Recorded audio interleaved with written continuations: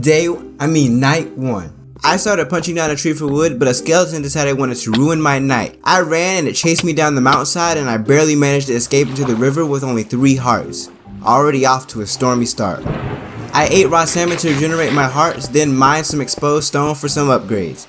Instead of cowering and being afraid of the dark, I decided that I would explore this nighttime world and face whatever got in my way. Towards the end of night 1, I found a village and crashed in a villager's house until I built my own. Night number 2, I killed every monster that dared show its ugly face in my village, and I knew food was going to be an issue, so at the end of day 2 I got a small wheat farm going. It was probably best not to run around with barely any gear, so I dove into a cave in search of some iron. Even though Minecraft 1.18 had been out for almost 2 months, this was my first time exploring the new caves, and I've gotta say they're pretty amazing.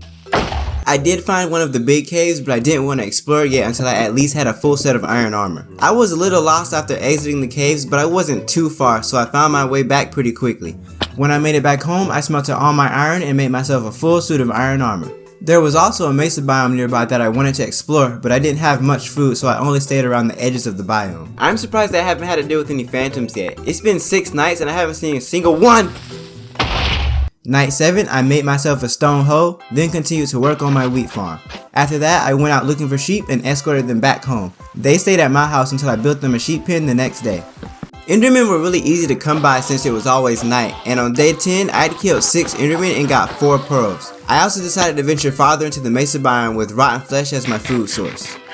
I found some gold in the caves, then explored outside the mesa biome and found 2 savanna villages. I collected so much wheat that I wouldn't have to worry about food for the rest of the 100 days. I traveled out really far, so it took me a while, but I eventually made it back home. Night 14, I dove back into the caves, going as far down as I could for some diamonds. I made sure to collect plenty of iron and lapis before eventually stumbling across a big cave. I spotted some diamonds in the wall, then built up to collect my first diamonds in this world.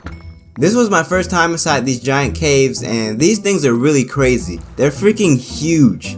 It's honestly a little scary to be in. I found plenty of diamonds while exploring the cave, then started making my way out on night 17, even though I had no idea how to get out. It took me all of night 17 and 18 to escape the caves. I wanted to enchant my armor so I could feel a little bit more protected, so I left in search of some obsidian for an enchantment table, but then they made their appearance.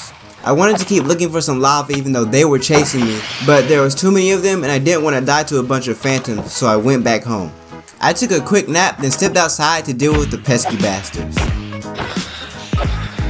After killing all the phantoms, I found a lava pool nearby and collected the obsidian I needed for an enchanting table. I also needed paper for a book, so I spent all of night 21 looking for sugarcane.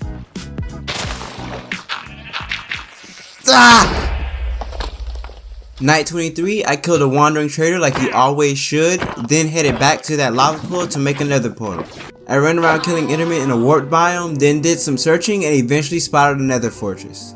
I ran around the inside of the fortress for a few minutes before finding a blaze spawner. I killed blazes, almost got killed by blazes, then left the fortress and the nether as fast as I could. When I made it back home, I decided I didn't want to live with these idiots anymore. All they do is sleep and leave me to do all the work. This spot looked like a good place to build my house, so I evicted the villager of its own land, then started construction. I was going for something a bit more unique than the generic square house and ended up with something that looked like a heart. Ooh, this wasn't intentional, but it kind of looks like a heart. Why is it uneven? I fixed up the house, then on night 32 I finished building. 32 days in and I've already got my own house, unlike in my main survival world where it's like day 732 and I live like this. Night 33 was spent expanding my farm, then on night 34 I started a mine that went all the way down to Deep Slate. I continued mining on nights 35 and 36 and found a bunch of diamonds while swimming around an aquifer. I spent most of night 37 looking for leather, then at the end of the night I made a diamond chest plate and enchanted my gear. I really should go find some sand for windows. Actually, I killed skeletons for arrows, made potions for the upcoming Ender Dragon fight, and then a clock so I could see that it was always nighttime. Yep, it's nighttime alright. Night 41, I made a wool farm, then found a few diamonds while strip mining on nights 42 and 43. After mining, I started collecting a lot of birch wood because I wanted to build a bigger house before the end of the 100 days. While deforestating on night 45, I spotted a lush cave inside of a mountain, so I ran over to explore it. The lush cave was alright, but then I found another cave underneath that had a lot of mobs hiding inside. I also came across a cave spider spawner and almost died while facing them. I conquered the spider spawner but didn't explore the rest of the mineshaft because of fear of death. I found some sparkly glow squids and a few more diamonds, then started making my exit. On the way out, I killed a few endermen, then I found this really beautiful lush cave. This is awesome. Lush caves are definitely one of the greatest additions to Minecraft. I towered my way out, but instead of heading home, I decided I wanted to adventure out a couple thousand blocks away. I didn't really find anything interesting, but this did happen. That skeleton just shot that bunny.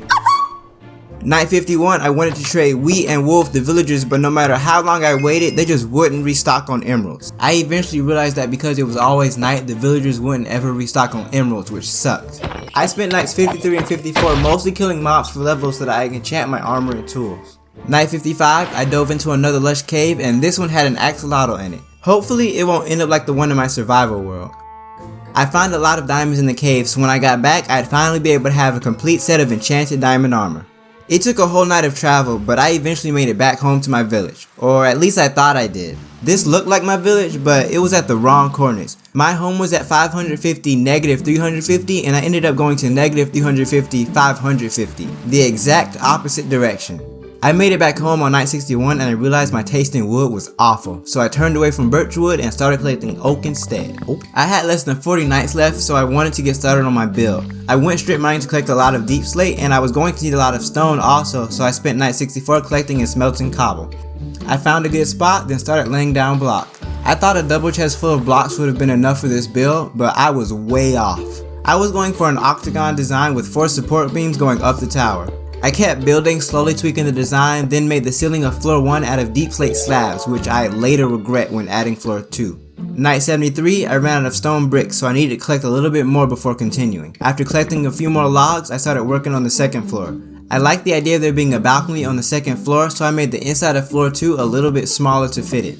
With almost 2 floors done, I decided that now was a good time to take a break and go deal with something. I gave some of my armor better enchantments, collected a few things I needed, then named my sword like and subscribe, and set off. I slowly made my way across the savannah, heading to a pillager outpost that I saw earlier when I was lost, and that was honestly embarrassing. I hit respawn, then ran back to my items before they could despawn, and are you serious? I got my stuff back and continued my 1,000 block journey. I found the pillager outpost, and there just so happened to be a nice little village to get destroyed nearby. I made my preparations that would for sure 100% work, then killed the pillager captain and ran over to the village to get started on the raid. I fought the first and second wave off pretty easily thanks to my bow and arrows, then the first ravager made its appearance. However, it didn't pose much of a threat thanks to the nearby ravine. The raiders just kept getting stuck inside and were easy targets. The biggest threat so far were the munchers that kept spawning in because it was nighttime. I dealt with the next 2 waves pretty easily, and after I defeated wave number 5, I was pretty sure the raid would be over, but then it continued. This is when I started to get worried. I finished off wave number 6, which I thought for sure would be the last one, but then there was a 7th. I ran to my safe place so I could deal with the ravagers, but there was a flaw in my design. Ravagers can climb fences? No, idiot. The blocks are too close to the fence and it just climbed over it. I ran to the water to escape, but the Vexer started hitting me and, well, I'm dead. Thankfully, I didn't die and I made a tactical retreat to kill some skeletons for arrows, then returned to deal with the Ravager. I cleaned the village of the rest of the wave, and hopefully that would be the last one, but there was still another wave. There was also another evoker riding a Ravager, but this time I knew how to deal with them and killed them easily. The end of that wave marked the end of the raid as well, and I got the Hero of the Village effect. I still had a lot to learn about how raids worked if I ever wanted to do these easily. Exhausted, I traveled back home and got to work on finishing the tower. I was out of blocks, so I spent the next few days collecting deep slate, stone, and oak logs, leaving me only 9 days to finish this build before killing the Ender Dragon. I made the slabs on the second floor a full block as well as some other adjustments, then continued building up my tower. I occasionally had to deal with phantoms, which was annoying, but all I had to do was sleep then kill them. There was also a thunderstorm and I got the Surge Protector achievement. I tried to get a charged creeper, but I didn't have a trident and also didn't know what I was doing, so I eventually gave up. I lived? I got floors 3 and 4 done, then did the roof and I was finished. Not bad for my first build. I wanted to design the outside and furnish the tower, but it was time to kill the Ender Dragon. Maybe in 200 days though. I collected everything I needed for the battle, committed sheepicide, then jumped into the end fight. My bow shots were pretty good and I took out the towers quickly. When the dragon started to perch, I drank my strength potion then went at her. If you enjoyed this 100 nights in survival Minecraft, be sure to nuke the like button and subscribe if you really enjoyed the video. Check out the top video if you want to see me build Mr. Beast in survival Minecraft, and check out the bottom video to see more 100 days from me. Let's go!